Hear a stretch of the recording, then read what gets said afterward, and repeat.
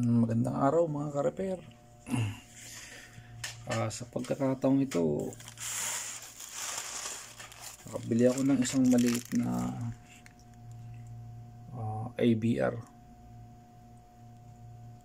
Kaso ang sakit nito, ang pinakang sira niya, una-una napansin ko, wala na siyang fuse. Nung binuksan ko siya,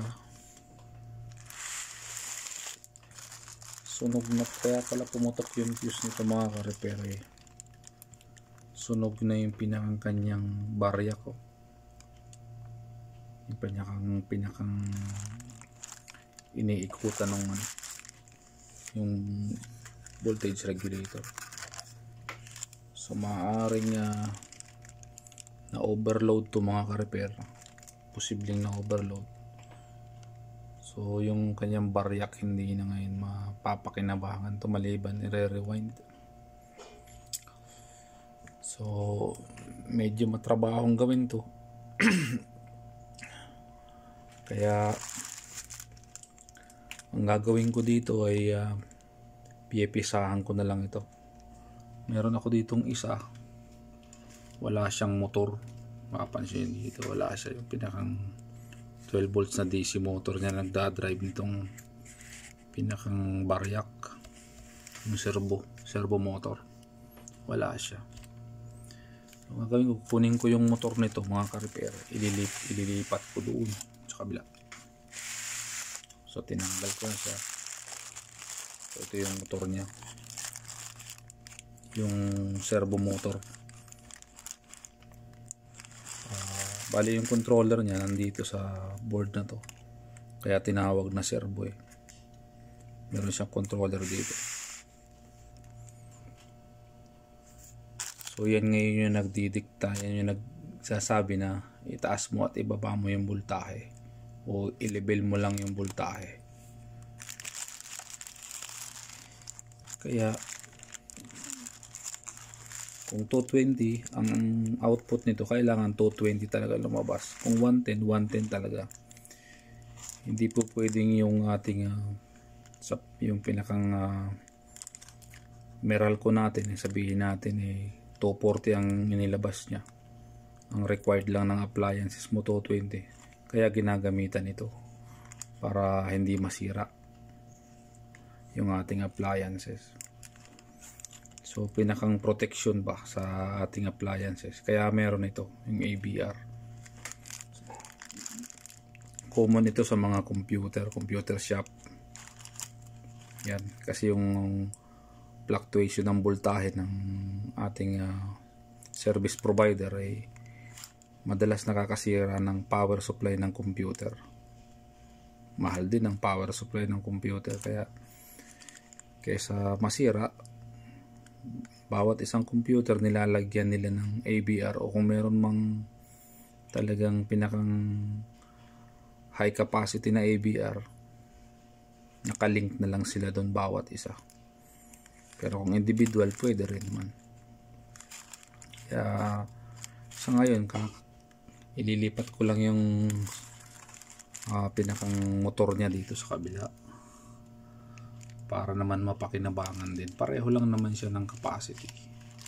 Yun nga palang motor na ito mga ka-repair, kinuha ko muna, inilipat ko dun sa isang malaki.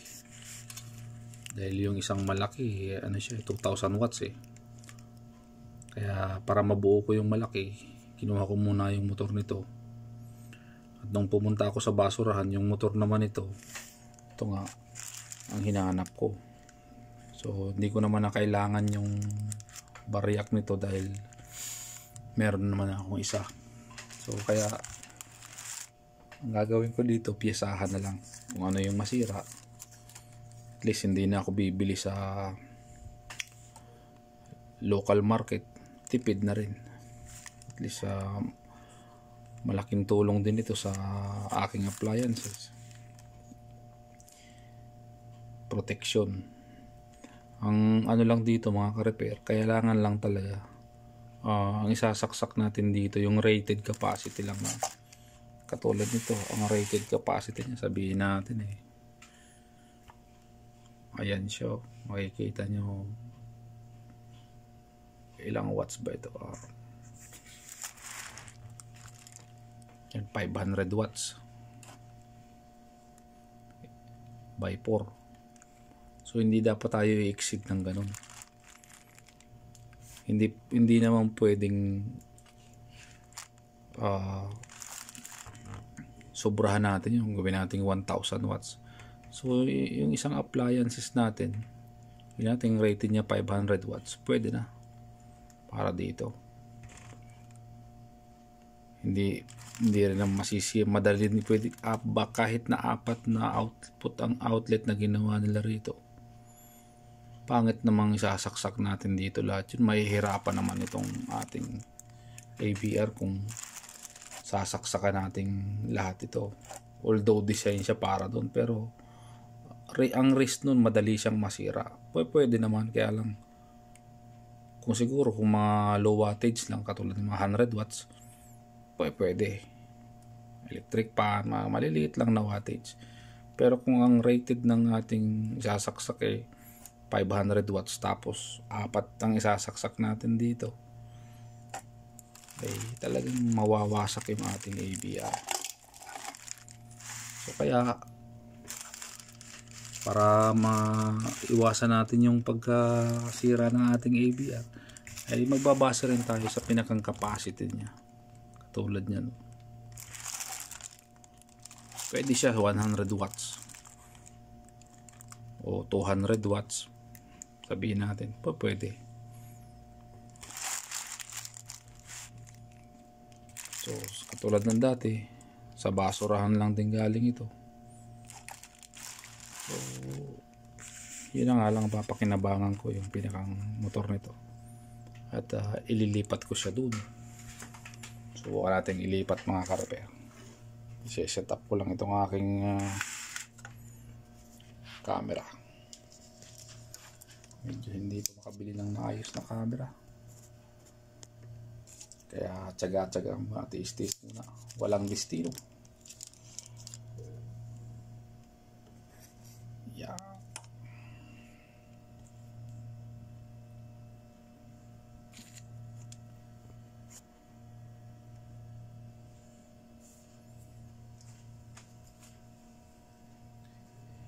Ililipat natin ang toro sa kabila.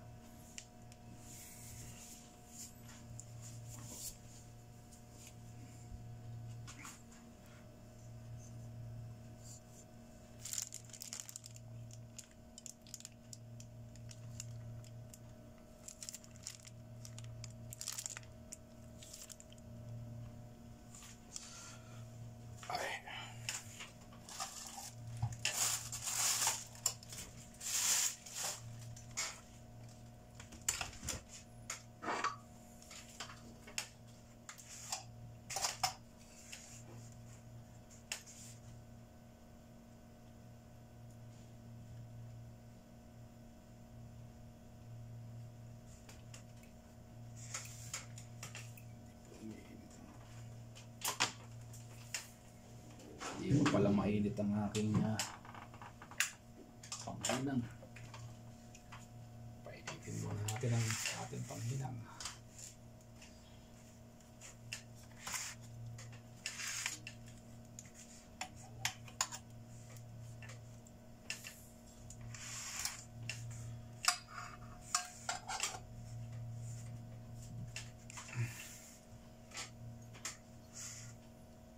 Sana buo pa itong servo motor na ito, mga ka-repair.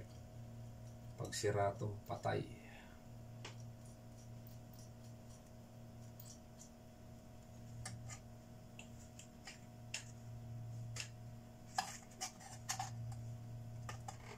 Ay, titingnan natin kung may resistance pa siya, mga ka-repair.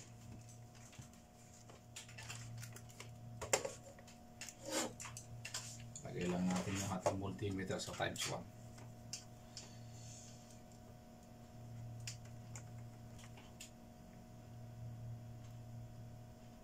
Meron pa, mga ka-repair. Wala naman siyang grounded. Hindi naman siya grounded. Kaya actual testing na lang natin kung yung kanyang motor ay okay pa.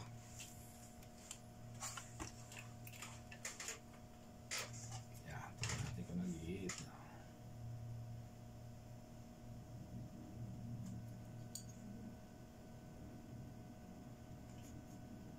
Kailangan pala nating tandaan yung ganito mga ka-repair, kung alin yung positive at negative. So ito yung kanyang positive.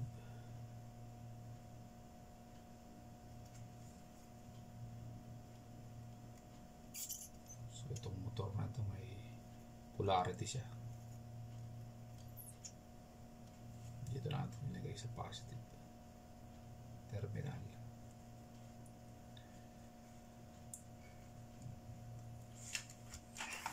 Wala ako ng tingga.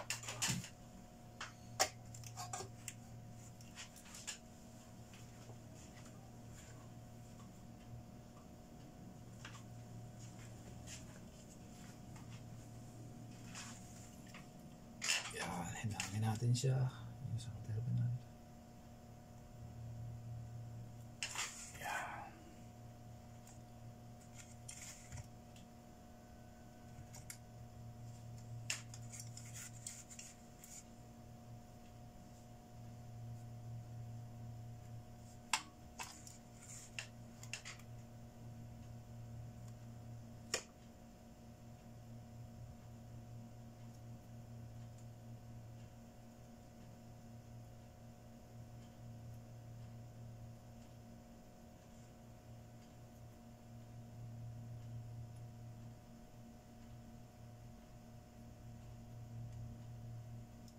Yan, dagdagan lang natin ng konting tingga para medyo matibay naman talaga siya. Yan, okay lang.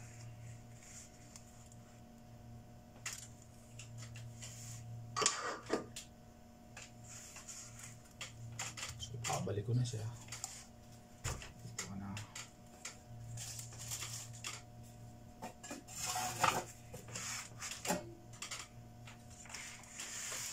Yan.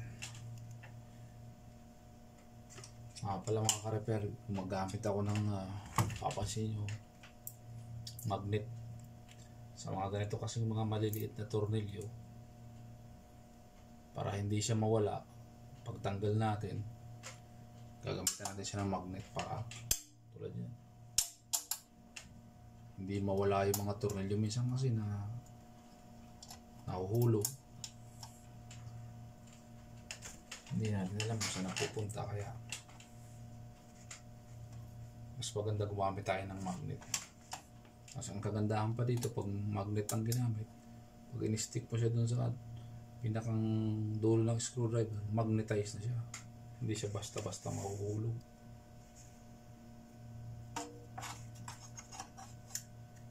Kaya ito kakabit ko na ngayon dito sa kanyang makakita pa. Kasi may gear siya dito, yung pinakang main gear niya. Main gear ng servo controller.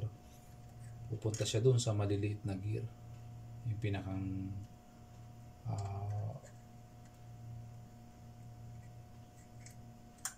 pinion gear niya.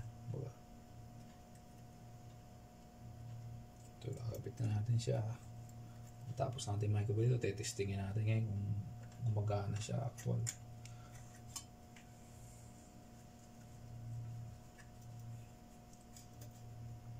Yan.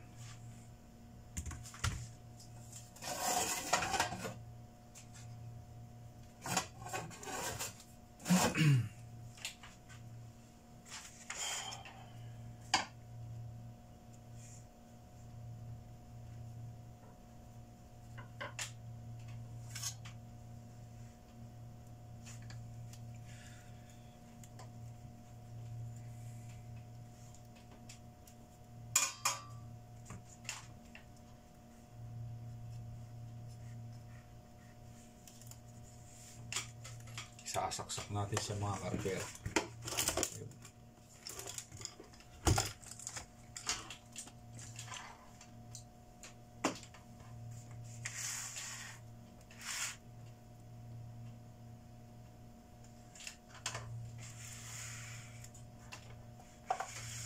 Pero pala itong selector switch mga karper, baka magkamali kayo. Meron siyang pang 110, pwede siyang pang 220. So pagka sinelect nyo yung switch na to, yung pinakang selector niya, nilipat nyo rito, kailangan input voltage nyo is 110. Pagka ibinalik nyo ron 220, minsan kasi sa pagmamadali natin, hindi na natin napapansin kung ang selector ba nito ay pang 110 o 220. Kaya mag-ingat po tayo mga karepero o sa mga bahay na gumagamit nito. Bago po natin isaksak ang ating ABR, siguraduhin po natin na sa 220 mode siya. Titingnan po natin palagi yung nameplate ng ating appliances kung siya ba ay 110 o 220. Although merong mga halos naman ng mga appliances natin auto bolt na, pero para maiwasan pa rin natin yung pagkasira ng ating appliances, pwede naman nating one more look bago isaksak para makasigurado tayo na talagang nakasetting ng maayos yung ating appliances. So katulad nito mga ka-repair, subukan kong isaksak, kailangan yung input selector ko nasa 220 side. So sukatan natin ngayon ang voltahe.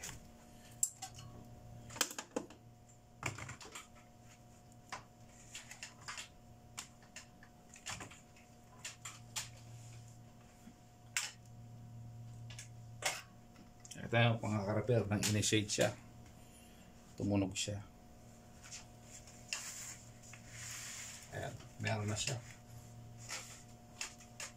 Ayan, 220 volts siya mga ka-repair. Tingnan natin sa digital multimeter kung ito bang ABR na to nagsasabi ng 2. Asan yung aking multimeter?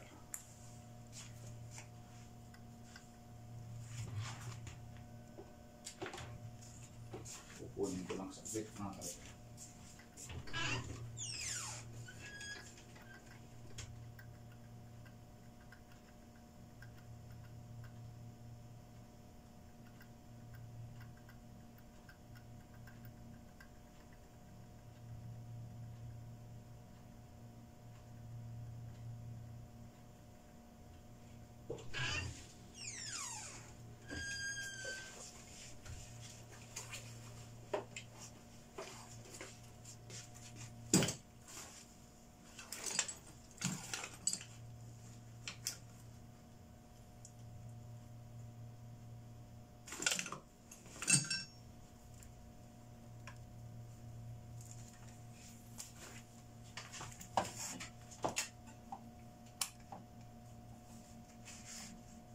Select natin sa volts AC yung ating multimeter.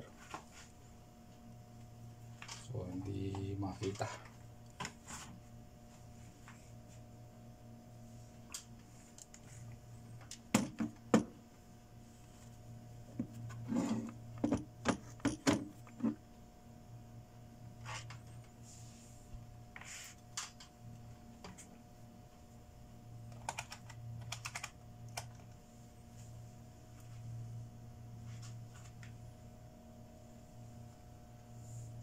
Yan.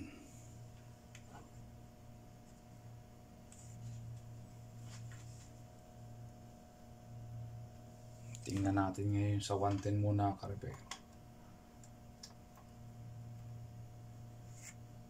Meron siyang 109 sa 110 na output. Kasi ito kasing ABR na ito mga ka-repair, pwede siyang pang 110, pwede pang 220. So dual voltage siya. So sinukat natin yung 110 output niya. Ito yung lumabas.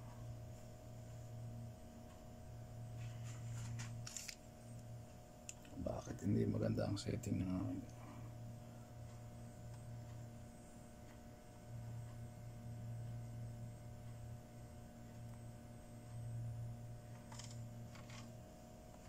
so yan. 109.4. So okay yan mga ka-repair. Almost 110. Dito naman sa kabila 220.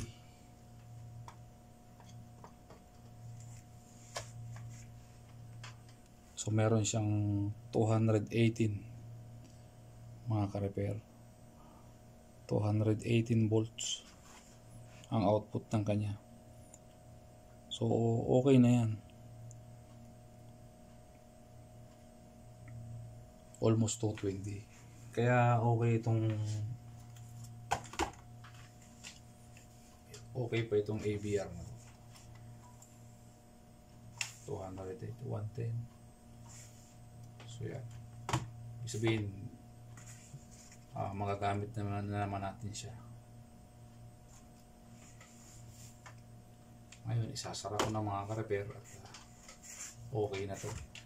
Kumbaga, mapapabilang na naman ito sa koleksyon. At hanggang dito muna mga ka-repair at salamat.